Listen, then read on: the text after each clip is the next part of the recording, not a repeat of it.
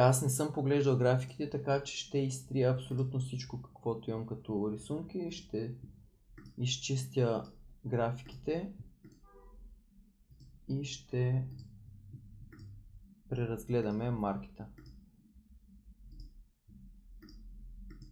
Така. Започваме с DXY. Така. DXY, месечната графика. Наблюдаваме тук. Така, днес сме 16 ноември. Има още седмица и половина. За сега седмичният кендъл е обрал тази ликвидност и започва да реагира надолу. Ето тук имаме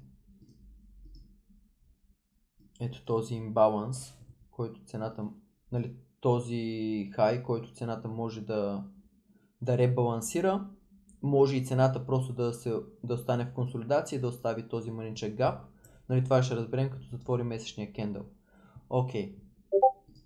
На седмичната графика, само момент.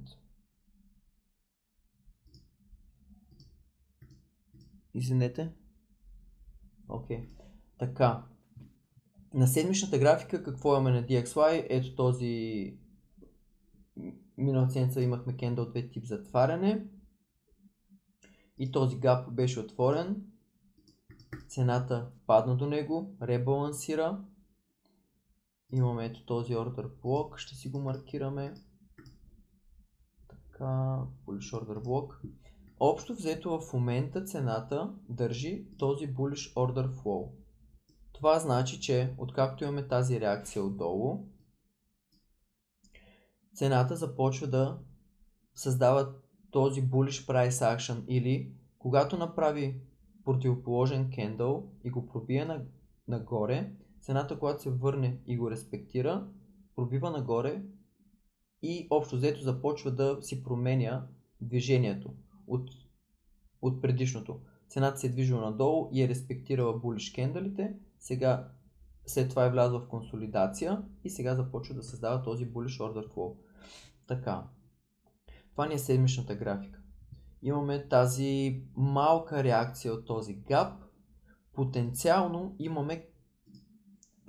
може да видим кендъл 3 тип затваряне следващата седмица, нали, за да имаме пълна реакция от този гап. Ако имаме кендъл 3 тип затваряне следващата седмица, по този начин автоматично ще гоним ето тази горна ликвидност. Другото, което е, че този ордер блок все още не е стигнат и също има вероятност цената да падне до него, да реагира и да затвори вътре в ето този рейндж, където ще ни даде кендъл 2 тип затваряне, отново посока надолу. Така, както е затворил в момента този кендъл, цената е по-неутрална. Миналата седмица имахме хубаво затваряне, имахме чист таргет, този гап, цената го стигна. Окей, но в момента нямаме пълна реакция. Нямаме кендъл 2 тип затваряне, имаме потенциално кендъл 3 тип затваряне. Значи седмичната графика в момента ни е неутрална. На седмичен бейсис ние сме 50-50. Дали първо цената ще падне тук до ордер блока и ще реагира, или ще реагира веднага за кендъл 3 тип затваряне. Окей, това е първи, нали, тук нямаме зелена светлина на седмичната графика. Преминаваме на дневната графика. На дневната графика имаме ето, само да изтрия, ще маркираме ето този седмичен гап само. Този ордер блок. Което всъщност ни е и цисъдъто. Така, на дневната графика, този дневен кендъл последен, можем да видим, че не обира ликвидност. Тук е важно сега да отидем на EURUSD и да погледнем дали имаме SMT. В случая и този дневен кендъл не обира хая. Нямаме SMT. На GBP/USD също имаме Inside Candle, който не обира ликвидност. Какво ми казва това на мен? Това на мен ми казва, че тук отдолу имаме ликвидност, която стои и не е обрана. Така, тук имаме ето този кендъл, който слиза доста близо. Буквално equal lows. Така, дневната графика отново пускаме. Цената е доста неутрална. Тази седмица май ще трябва да сме по-внимателни, да изчакаме относно дневни трейдове, защото нямаме просто ясна посока нито на седмичната, нито на дневната. На дневната това, което виждаме, ето тези лоуове, които не са обрани. Това всичкото е low resistance liquidity, както и отворен имбаланс. Както и този volume имбаланс тук, който все още не сме учили. Този отворен имбаланс и тази ликвидност са доста добър знак, че цената в даден момент ще иска да ги ребалансира. Но тук в момента просто цената не е готова. EURUSD картинката е същата. Започваме с седмичната графика на EURUSD. Така, тук цената е в видима консолидация, доста неутрална е, нали, общо взето е в този рейндж. Предишните няколко седмици виждаме, че цената е паднала в дискаунт и в момента е в дискаунт, което е за нас добър знак за купуване посока еквилибриума или посока премиум. Окей, цената е паднала, реагирала от Deep Discount с Candle 2 тип затваряне, следващата седмица продължение на цената Candle 3 и в момента имаме формиран swing от 3 кендала. Така, вижте колко е по-различна седмичната от EURUSD и DXY. Тук цената изглежда, че си построява този bullish order flow. Тук цената е взела хая на този рейндж, докато на EURUSD не го е взела. Това ни дава SMT Divergence. Ето по този начин. Имаме разминаване в корелацията на пера. Тук имаме swing от 3 кендала, но цената държи този bullish order flow. Имаме този order блок по пътя. На EURUSD този order блок, който маркирахме на DXY, е ето този. Виждаме как цената го държи. Така. И затваря под него, което също е малко или много bearish реакция на по-малките графики. Да кажем на дневната графика. Имаме тази bearish реакция, но пък имаме тук тези неуспешни свингове. Имаме този гап отворен. Имаме супер много микс сигнали тази седмица. Не знам вие какво мислите. Някой ако иска да сподели как му се струват нещата според това, което наблюдаваме. Но аз лично виждам супер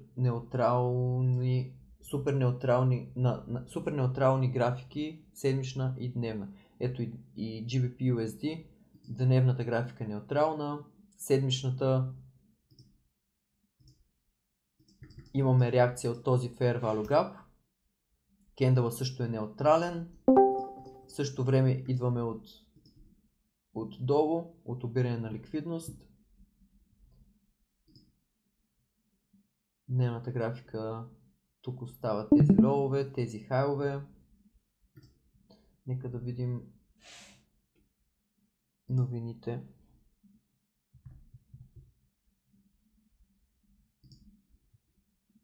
За следващата седмица.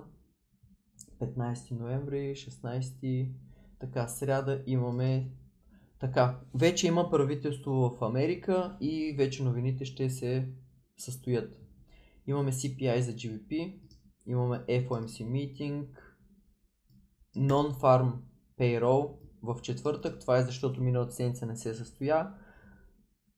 Буквално друга седмица имаме доста новини, които са сериозни новини. Петък е окей, но пък е петък, в смисъл тези флаш новините са окей за трейдинг. но това NFP в четвъртък не е окей.